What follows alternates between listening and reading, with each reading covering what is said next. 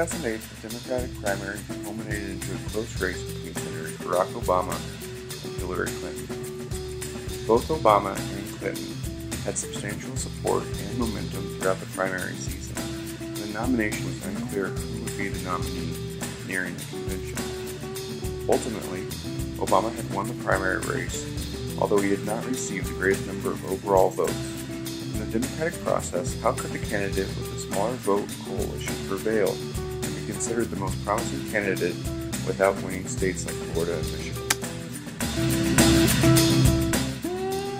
The Democratic primary race considered multiple variable zero-sum game. Utilizing features of game theory, to develop what they believe to be the best possible strategies for game. Because the current delegate process for selecting party nominees in theory provides a substantial role in this can select an effective strategy. Strategy variables in the primary race involve selecting positions and important issues in such a way that they optimize the appeal to most constituents. Typically, these issues include the economy, foreign affairs, and social issues. The 2008 primary race involved an interesting narrative. Obama and Clinton held very similar positions on domestic and international affairs. Therefore, their strategies had to involve additional variables such as how they would target the accumulation of delegates.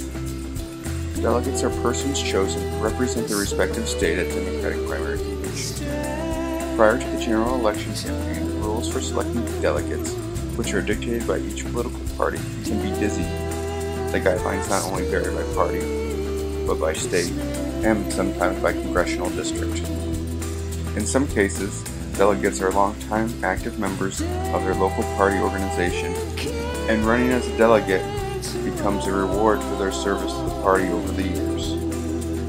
The most precarious aspect of the Democratic primary process is the use of superdelegates, which include elected officials like the members of Congress and the party officials, and are uncommitted and not bound in any fashion to any one candidate.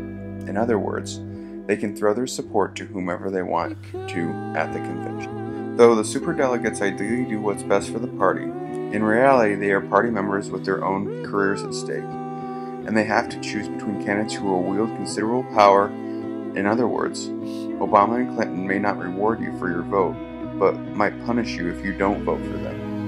At the 2008 Democratic National Convention, a candidate needed 2,118 out of 4,119 delegates to earn a nomination. Prior to the convention, candidates arrive with the committed delegates they earn through proportional state primaries, which account for 80% of the total delegates. The remaining 20% of the delegates are comprised of superdelegates. Proportional delegation is partly responsible for why Senator Barack Obama and Hillary Clinton, as they ended up with similar numbers leading up to the delegation, but lacking the number needed, 2,118.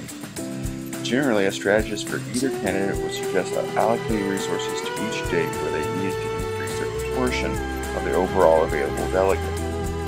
However, Florida and Michigan made decisions that would impact their representative advantage within their state during the race.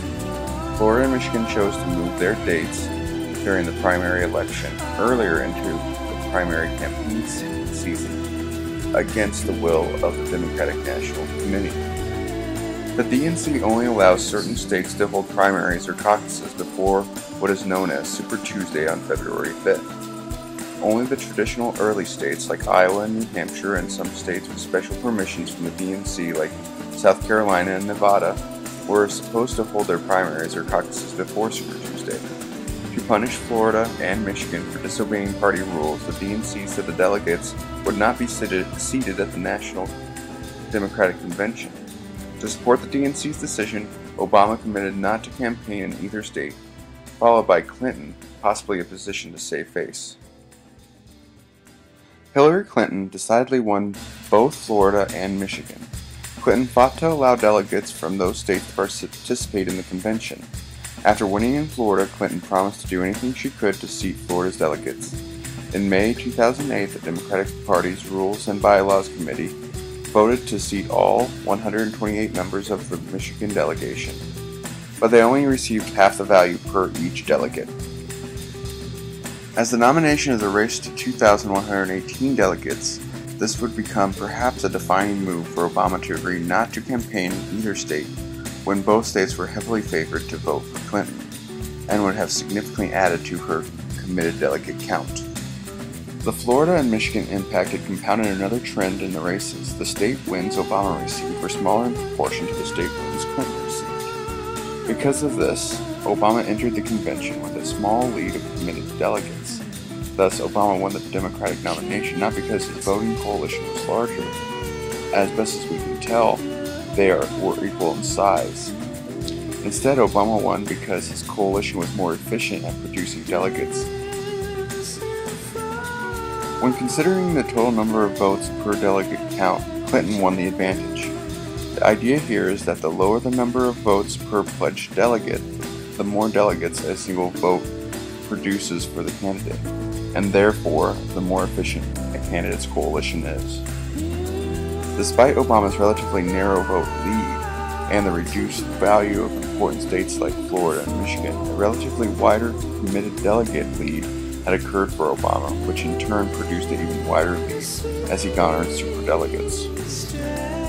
Strategically speaking, Clinton's approach to build the largest voter coalition opposed to efficiently gaining delegates led to the presumed upset.